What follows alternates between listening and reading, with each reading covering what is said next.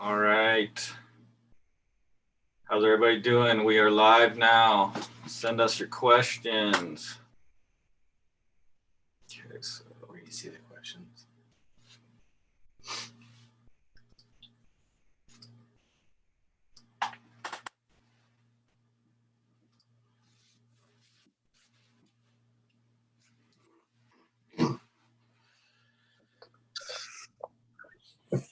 Okay, I think we're on. Crooked. Why are you guys upside down? You're upside down. Like, Oh, there you go. there. Is that working? Yeah. Okay. Yeah, Sean, for the Outfitters for Hope, it's 1 ticket for 20, 4 for 100. That doesn't make sense either, does it? I might have to fix that. That's a bargain. Yeah, right. Oh, yeah. Gosh. Oh. Higher Calling saying hi. How's it going, guys? Doing good. It's a hot day. You get to tune into the show, Tana, Tom? Yeah. I just we watched it. got back from work, but I know Hannah and Adam. Or Adam, were you back from work? Yeah. I just got off. Me and Tanner were like, man, I sure miss elk hunting. Yeah, hearing bugles made me a little homesick for Idaho. Should cash in my points somewhere. We were in Oregon, though. Yeah. Yeah. Yeah. Anybody got a bear tag this year? Yeah, Tana's bear was on the peninsula, so that's you can only shoot one there every 4 years. So her little brother Trevor's coming up next spring though to hunt that. Nice. Mm-hmm. Yeah, unfortunately it's a 1 every 4, so have to wait a little while before I do that again. That's Joe. Cool. Lots of black bear tags. Yeah. All right. How many full draw hats do I own before I win a bow? A lot, Joe. lot. Keep buying more. I'm just looking at questions here, guys. We're getting. Right. Can they see the questions? The first elk shot in the video. It was a 7-yard shot. I didn't see the bull till he was right there. The shot is a little bit forward and got shoulder. Luckily, I was able to get that follow-up shot. Threaded the needle through the brush there, and he died, tumbled just in sight or just out of sight, like you could hear in the video. But yeah, got lucky on those shots for sure. What kind of broadheads do you use? I was shooting bone broadheads. It's a single bevel 2-blade. I actually have some pictures of the broadhead. It went almost clear through like it's actually the leg bone right below the shoulder. It's one of the thickest parts of the bones. But yeah, It was Wow. wicked.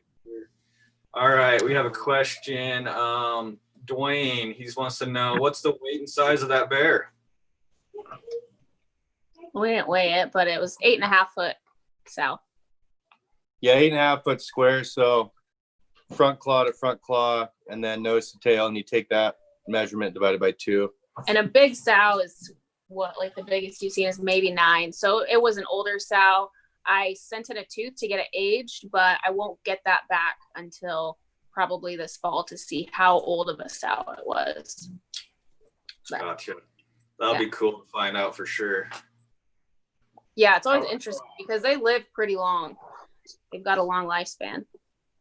Yeah, definitely. She must have just got rid of cubs or someone killed them. I'm guessing a boar or whatever. Yeah. All right, let's see what else we got. Somebody wanted to know how far her shot or the Yeah, Higher Calling Adventures wants to know how far that shot was and what poundage you were using, Tana. It was 50 yards. It felt closer to me, but it was full 50 as soon as she got up on that bank. And then I shoot 60 pounds.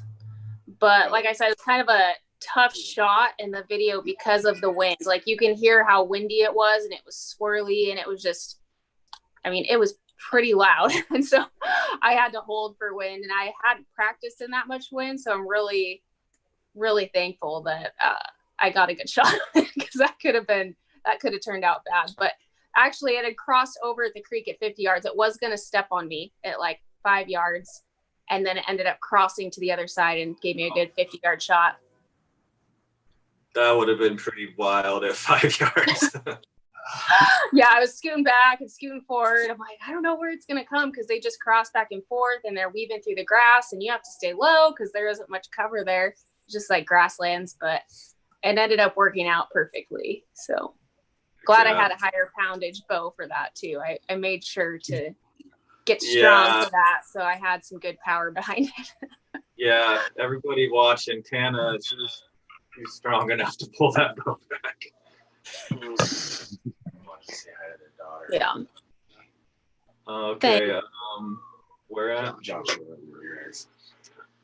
We've got Joshua Ramirez. Give a shout out to his daughter Angie. Hey, Angie. Another one wants to know, Courtney, how far was your pack out on your bull? A long ways. Ask Grandpa, he helped pack. Yeah. Hey, I made it out of there. Mile wise, I don't remember if we figured the miles, but luckily we got the mules in. From the truck, it was probably like 5-6 miles. I was gonna say 5 or 6. But we only had to carry it, maybe half a mile on our backs, and then pass it off to the mules. Yeah, down to the bottom to cool it. Nice. Yeah, thank God for mules. Yeah. Yeah, it might have been a pass on that shot if we both elk actually were pretty tough pack outs if you wouldn't have had access to the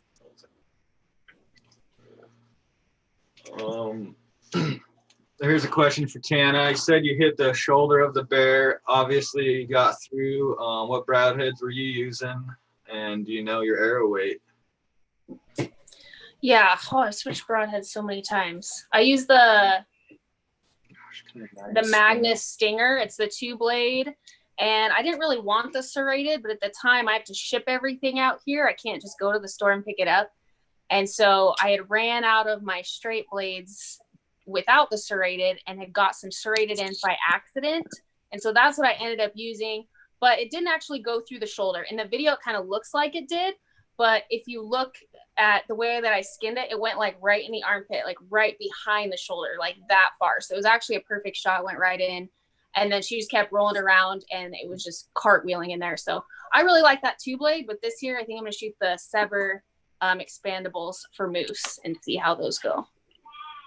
All right, sweet. Yeah, those are the new Ulmer Edge, right? Yeah, it's the same broadhead, but just rebranded. We have a buddy up here that shoots those exclusively and kills a lot. And we're excited to try those. Yeah. Tom, we're in Idaho. We're shooting fixed blades, right? Yeah. Yeah. Strikers. I haven't moved from strikers. I like them. They shoot good. At 5 yards, that's all you need. Yeah. Got a question from Danny. My daughter wants to know if you also got the bear meat. You said you were packing out the hide and head. Do you want to answer that one? So, yeah, we don't eat any bear meat. We've eaten black bears in Idaho. There's no law to legally take it in Alaska. No one really eats brown bears, especially in the fall, because they're eating rotten salmon carcasses. So Really fishy. Yeah, super fishy. They're a product of their diet. And they're just, I mean, everyone knows bears carry trichinosis, but when you cut open a bear, I think Tana's got some stuff on her Instagram. They're just a really parasitic animal. crawling with worms and everything. And if you were there, you would not have an appetite for brown bear meat. That's for sure. So no, packed out the hide and skull. You have to get it sealed. Alaska is real serious about that kind of stuff, but the meat will all go back to the ecosystem, and other bears will eat that carcass like that night. It's quick. Yeah, that's what we've heard too. Lots of worms, lots and lots of worms, and big worms, not just little worms, like big parasites all over the meat, all between the hide, and oh, it's just nasty. It's gross. And a lot of people call it a trophy hunt, and yeah, it is a trophy hunt per se, but we live here, and our moose populations are pretty low, and the bears, especially a sow that can breed a bunch of future moose killers, that will help our moose population quite a bit. So we look at it from a sport hunting aspect, but also a subsistence lifestyle where we eat a lot of moose every year, and we want to be able to have a thriving moose population. So we also do it for that reason as well. Yeah. Cool. Danny said, thanks for that info. Appreciates it. All right. How steep was the shot angle, Courtney? Yeah, well, you can kind of see it in the video, which is surprising because usually videos don't show how steep it is, but it was steep.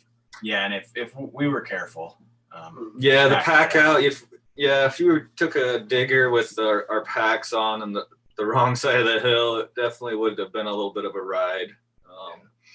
But yeah, we knew we didn't have to go far, so we took our time. Yeah. That I did take a digger one year though in the dark. Yeah, that was we were packing out an elk, and Jade stepped off the trail, and all I saw was lights going down the hill like this, and it was like we were lucky. Midnight, and my trekking pole on the downhill side snapped, and I had all my weight, and so I just tumbled. But all right, we've got any pointers for when you guys are calling an elk? Do you like to challenge or base it off what the bulls are doing? Yeah, Kev, what do you think? Yeah, I like to based off what the bulls are telling us, basically, is if bull's super hot, we get super aggressive. When the bull's hot, usually I'd like to go in silent if he's just bugling on his own, and then surprise him. Try to get with under 100 yards and get a good setup before he knows you're actually coming, and then challenge him. And I think that's but that situation doesn't happen every time either. So I like to challenge, and then obviously you want to maybe sweeten the pot with some cow mews here and there. Sure. That second elk, we went in there, we snuck in close, and Jade hit him with a couple of cow calls. Yeah. And then as soon as he fired off, Jade hit him right back with a bugle, and it was perfect. Came right in. How about you, Tom? I know you guys slay some giant bulls. Yeah. One I got last fall doesn't call. He didn't call in anything. He was one of those bulls that was on call, but no, you guys touched up the same thing. Typically with elk, I like to challenge them. It seems that you have to get right in their territory. If you're a little bit too far, they'll just keep running. And so I'll move in silent, get close, try to challenge them. And it really depends on the bull too. Sometimes if he's just a roamer by himself, sometimes just a couple sweet cow calls and he'll just come running in. But the bull last year, no, he had everybody picked out. If you set out one cow call or bugle, he left the canyon, and bull was uncallable. I mean, we tried everything. The big one, right, that you got in position, and then your brother went and did the scare tactic. Exactly. So we had to think outside the box, and we've already messed with them all the following year. In 2018. So in 2019, Trav's like, let's just try something a little different here. I'll call. If he runs from me, you get ahead, you stick him. If he comes in, then I'll stick him. I was like, all right, yeah, that sounds like a good plan. Actually, to be honest with you, I didn't think it was going to work, but it did. And I just got ahead in the fog, and Trav let out a couple bugles, and that bull rounded up his cows, headed up the canyon, and stuck him at 55 yards. So yeah, every bull's different. Takes some time to figure them out. But that's the basics. I mean, you guys explained was the basics for a herd bull. Just challenging normally works. Just sometimes you just get. If you're close to them, even if they're by themselves, you challenge them. If they'll come in. I mean, I don't know. I think it's better when screaming versus coming silent. It's definitely more exciting. Yeah. Have you guys noticed anything different when you start to rake a tree when you're really close? Have you noticed any reaction to that? Yeah, like on the video when I shot that one, we were shaking the brush a lot, and that helped. It was so brushy. He had to come to like 15 or under to even see us. Yeah, so that's typical Idaho. Yeah. Yeah, actually, it was. We thought he was going to come in down below us. That's why the camera was actually looking over Jade. But then he ended up skirting around to that. Well, you guys all saw it, so but it worked out pretty good. That's awesome. All right. Says, how old is Grandpa Kevin? I'm not that old. Come on. Well, who do you think's older? Oh yeah. Yeah. Well, you're still old, right? He's old. He's old. He is a grandpa, just so you know. He is. Yes, I am. And a dad. That is why. But I'm 43. Oh man, that's awesome. Let's see. Yeah, one person said, or Sean, it says, wish I could have watched these videos in the theater. We do too, bud. How difficult is to focus on the video content and the hunt at the same time? Yeah, that's definitely the biggest challenge. I mean, hunting without a camera is tough enough, but then when you try to capture it, it just adds to the work. You guys could jump in on that one. Yeah. So I had a lot of pressure on mine because I'm not a great cameraman, because I'm selfish. So I want to look at the hunt through my eyes and like get it real time instead of trying to be selfless and look through the viewfinder of the camera. But Tana told me before, if I get a good shot, do not screw this up. And I'll get the footage, but then the animal will run away and I'll move the camera off it or something. And so it wasn't perfectly in focus, but I mean, there was nothing out there where that bear was. And so I couldn't like get up on my knees as she's letting an arrow go. And you don't really want a brown bear to know where you're shooting it from, because then a lot of times their first instincts to kind of do a bluff charge come right at you. So that's the only hindsight I have. I don't know if I would have done it any different, but for once in my life, I was happy with the footage I got. And sometimes I get made fun of by Tom that my footage isn't the best. So I've tried to get better, but it's really hard to get everything to come together on film and to showcase the hunt. Good job, Adam. I'm really proud of you. Yeah. Thanks, Tom. Yeah, I was just excited that I was able to hit the record button. Yeah. That's Yeah, my dad's done that where we miss hunts and he'll be like, "Oh," I was like, "Was the red button on or was the red light on?" He's like, "Oh." So yeah, he's done that to me too. We missed a ton of hunts, so you just live and learn. You figure it out. Yeah. What hunts are you looking forward to?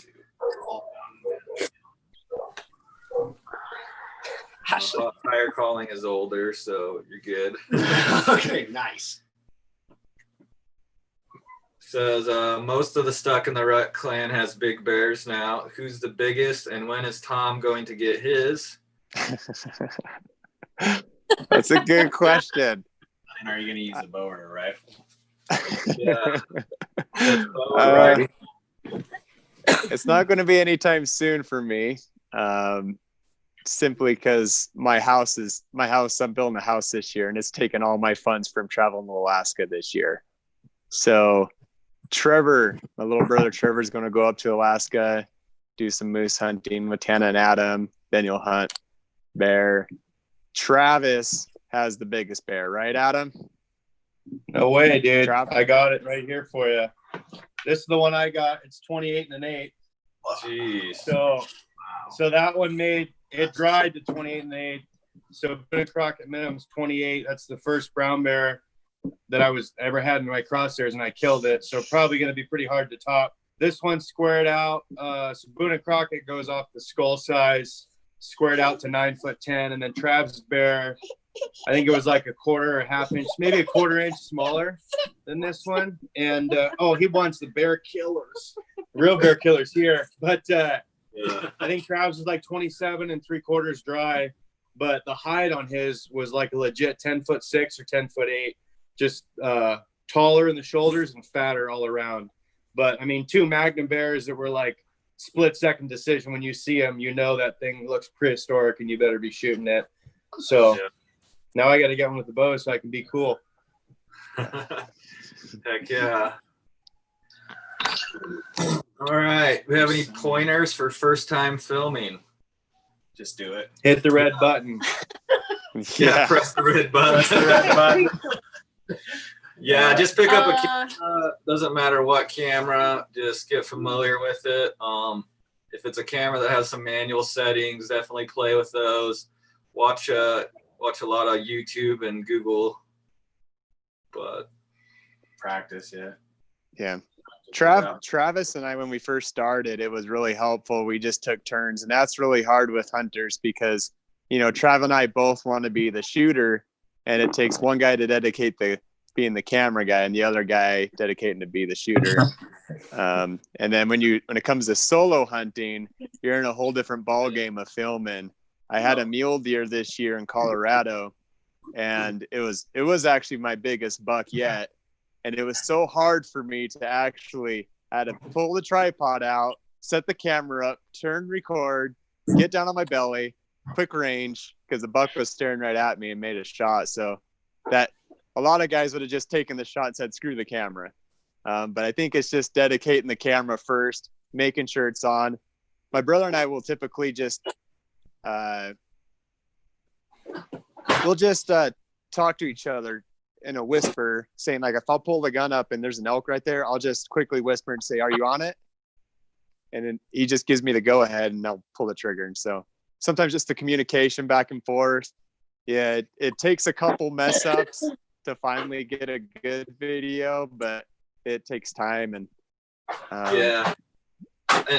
if you really are wanting to put together a film, you kind of have to be committed to the camera. Like you're saying, Tom, if you want that kill shot, you have to make sure the camera guy's ready, or vice versa. Let the hunter know that you're on it, so that they're good to go. And that second bull, because Jade was calling and video, and I'd wait for him to like come up over the ridge there, and that was like first shot. I mean, kind of see like I kind of looked it off. You could have snuck one in there, but yeah, it was. And Jade was like, "Make sure he comes over the ridge before you shoot." I know. It's like I told him before I left. I was like, "It's gonna be in your lap for me to get it on video, so wait." And then he comes a full draw, and I'm like, "Is he gonna shoot or let it come over?" And finally, I came around the corner, so it worked out. I almost got them both in frame, but not quite. Yeah, it was only like a 12-yard shot. Really, it was pretty close. But those are awesome. I love those shots. Yeah. All right, we've got another question. What hunts are you looking forward to this fall or the future? You guys touched in a couple, but what's on the docket for this fall? Is that for you? For me? Yep. We're going sheep hunting next week when sheep opens. Adam and I. Oh man, I'm a little jealous, not gonna lie. And then Over the counter sheep tag too. It's about the only place in the world you're doing that. Yeah, we're moving to Alaska. I know. Can you guys adopt us for just a little bit? come on in. We've already got a bunch of kids. Yeah. I won't say no. And then after that, Adam's gonna do moose, and then I'm gonna do archery moose with my brother Trevor. So that's kind of what we're doing. Tom, what are you up to? Well, because my house took all my friends from me, I'm hunting locally. But I'll go for elk, muley, and then I'm going to get back in the wolf killing spree. So we'll do some wolf hunting too. Yeah, got a few packs slightly located. Just got to wait till August. I don't think Stuck in the Rut's drawn one tag, have we? Nothing anytime recently. No, nothing. Just over the counter tags. Nope. That's all we've got going this year. Well, no, your wives both drew. Oh, yeah. We're guiding our wives on our trail, so we'll see how that plays out. That's awesome. Cool. Yeah, it'll be fun. Let me see what else we got.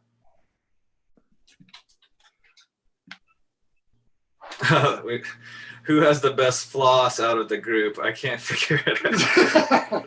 It is definitely not. Yeah, we had some Jade. bad dance moves in our film, so I don't know if we're gonna bust out any flossing right now. And the movie I was referring to is called The Crow. I don't know if you get it's old. Yeah, But it's pretty good. old like you. Yeah. Yes.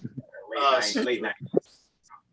So The Crow. Who's the karate guy that his son was?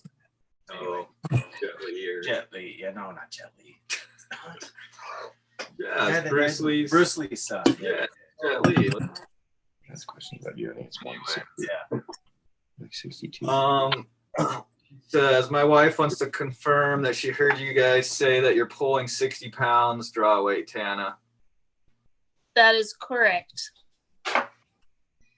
I thought Tana was more like 62 or 63, but she's pretty beast mode in the gym, so she can pull it.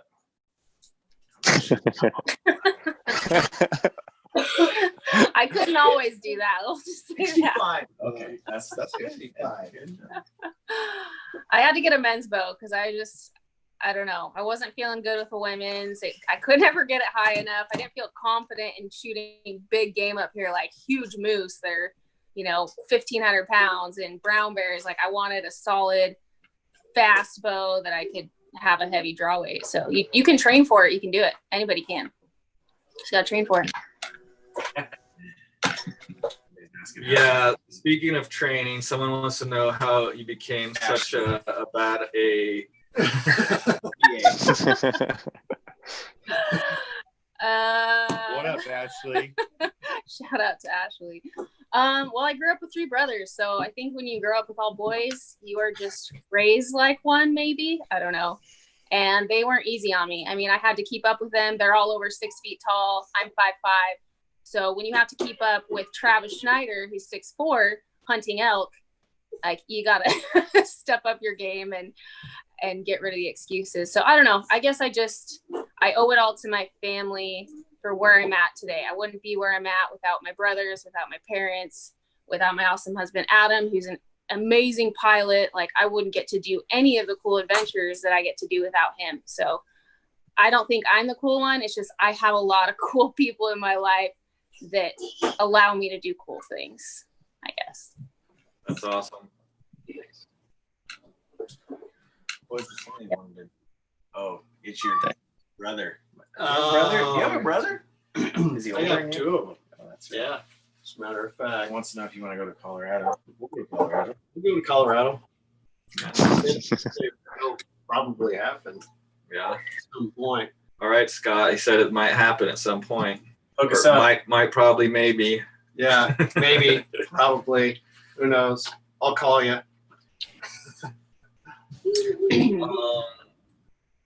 Tana, what's your arrow setup as far as weight? Insert weight. Did you mention that? Arrow weight. I'm at 400 grain gold tips, and I shoot 100 grain tips. So, No insert, I don't think. yeah, I don't think.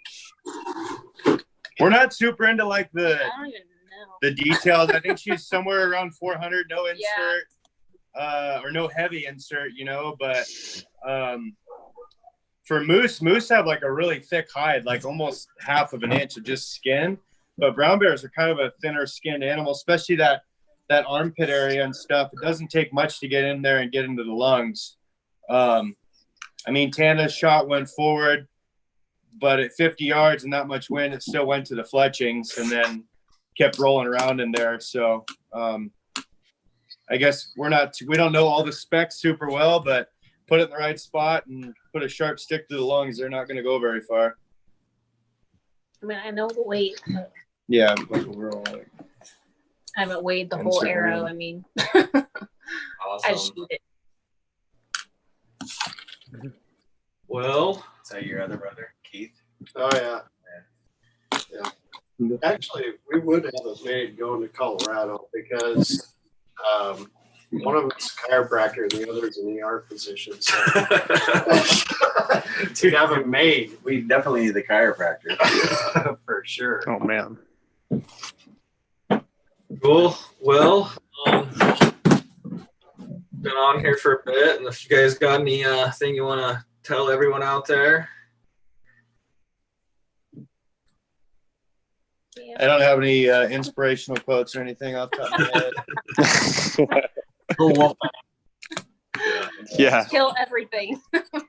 Do this right here. This is this Stuck in the Rut shirt. Social distance. That's what you need to do is get out there and socially distance. We all do. Kill an elk. And eat vegan free. Yeah. Yeah, like that. All right. Well, thanks, guys.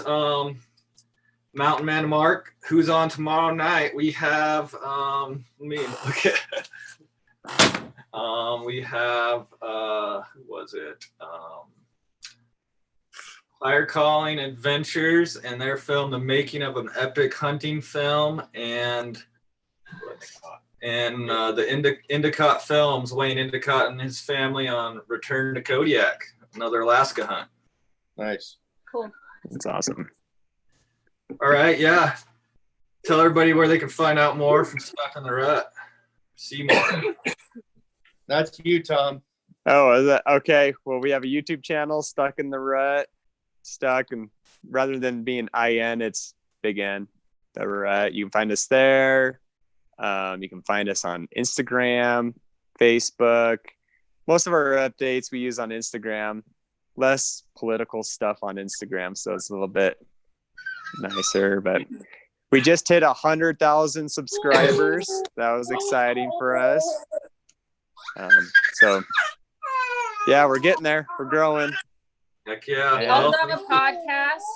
Oh yeah, that's right. Talk about your podcast, We also Tana. have a podcast, but we've been taking a little break because it's summertime and we've been salmon fishing like crazy. So we'll get back to that after hunting season. But there's a podcast with like 18 episodes right now, and then we'll do season 2 this hunting season with all of our coming hunts.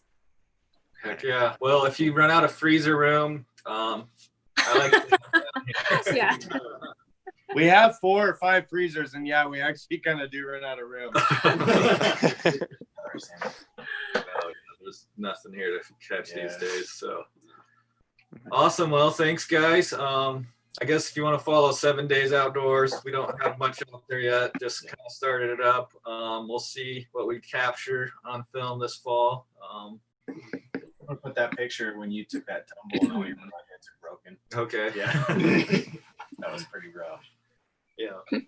Cool. Well, thanks for tuning in, everybody, and we'll see you tomorrow night Thanks. for episode 2, and we'll jump back on for a live Q&A with those filmmakers. So thanks Well, again, thanks. Stuck in the Rut. Hey, thanks Awesome. again. Thanks, guys. Appreciate it. All right. Thanks, guys. See you guys. See Good to ya. see ya. Yep, see you later. Yep.